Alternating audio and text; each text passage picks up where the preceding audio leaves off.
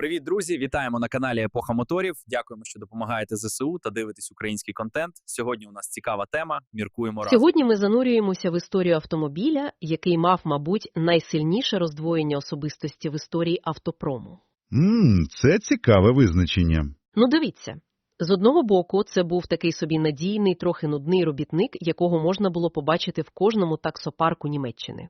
Так, той, що спокійно намотував мільйонний кілометр. Саме. А з іншого – агресивний гоночний болід з величезним, майже непристойним антикрилом, що став іконою автоспорту. І мова, звісно, про Mercedes-Benz 190 кузов W201. Більш відомий як Baby Benz. Саме так. І наше завдання сьогодні розібратися, як одна модель змогла поєднати такі, несумісні на перший погляд світи. Ми проаналізуємо джерела, що описують його розробку, революційні інженерні рішення. І, звісно, спадщину, яку він залишив. І спробуємо відповісти на головне питання, яке досі викликає запеклі суперечки серед фанатів. Чи був W201 останнім надмірно спроєктованим Мерседесом? Тим самим, що створювали інженери для інженерів, а не маркетологи для ринку. Отже, давайте розбиратися. Давайте. Почнемо з контексту. Уявімо початок 80-х. Mercedes-Benz – це, синонім величезних статусних седанів. Для дипломатів, банкірів – так. І тут вони вирішують зробити щось компактне. Це ж був, колосальний ризик для репутації. Абсолютно. І на розробку W201, як свідчать матеріали, витратили астрономічну на той час суму – 600 мільйонів німецьких марок. Так. Навіщо стільки грошей на машину, яка мала бути меншою? А ось тут, власне, і криється вся філософія цього проєкту. Ці гроші пішли не на те, щоб зробити машину дешевшою, а на те, щоб зберегти якість Мерседес у меншому форматі. Це була, скажімо так, революційна ідея. Тобто менший за розміром, але не за якістю?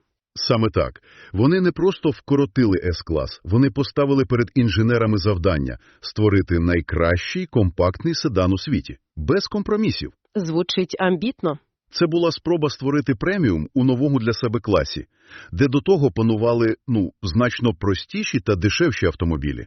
Гаразд. Давайте тоді розпакуємо цю безкомпромісну інженерію. В усіх джерелах червоною ниткою проходить згадка про задню підвіску – п'ятиважельна. О, так. Звучить складно, але чому це було так важливо? Це був справжній інженерний шедевр, який випередив свій час на роки. Щоб пояснити просто, уявіть собі, колесо на звичайній підвісці – це лижник на одній лижі. Він може нахилятися, але його можливості, скажімо так, обмежені. Зрозуміло. А колесо на п'ятиважельній підвісці 190-го – це фігурист. Він може нахиляти лезо ковзане під будь-яким кутом, завжди зберігаючи ідеальне щеплення з льодом. Хороша аналогія. Ця конструкція контролювала 5 параметрів руху колеса.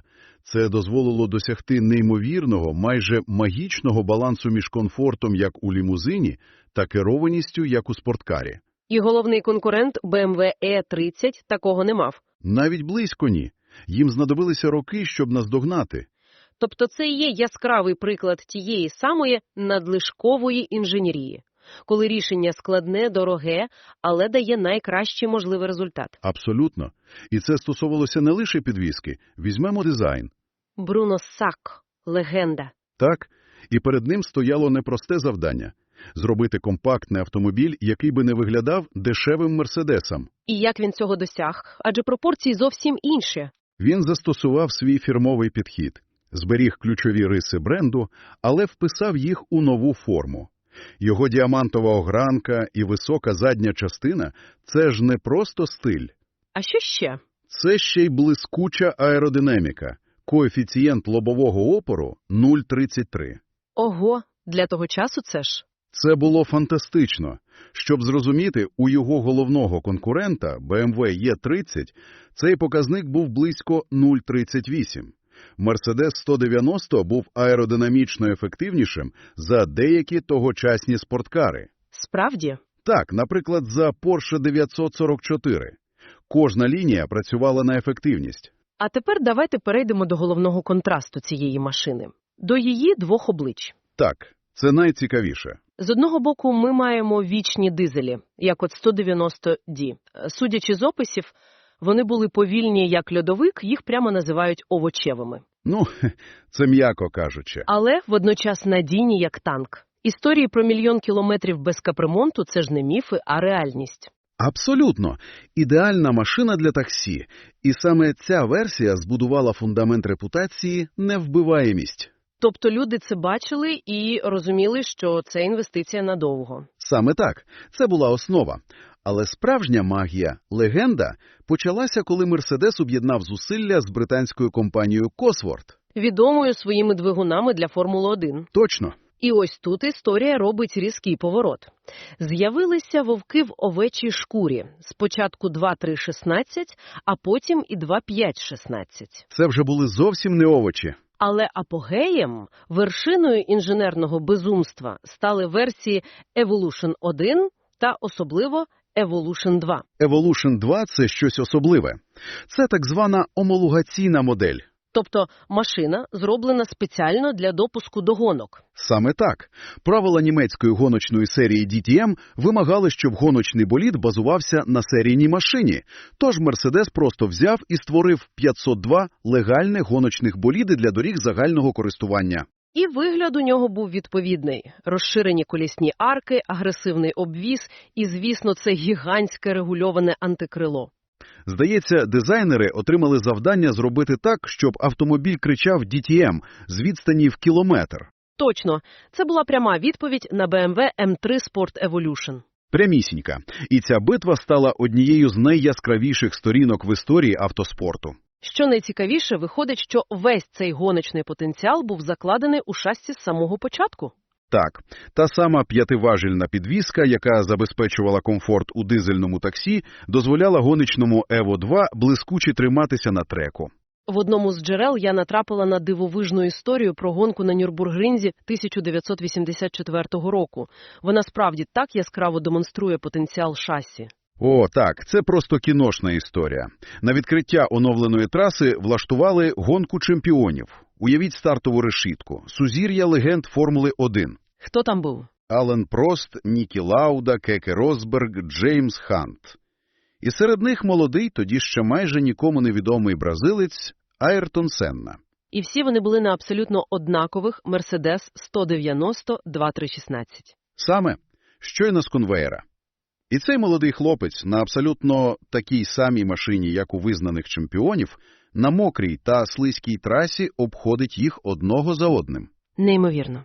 Він продемонстрував не лише свій майбутній геній, а й неймовірний баланс і передбачуваність шасі W201.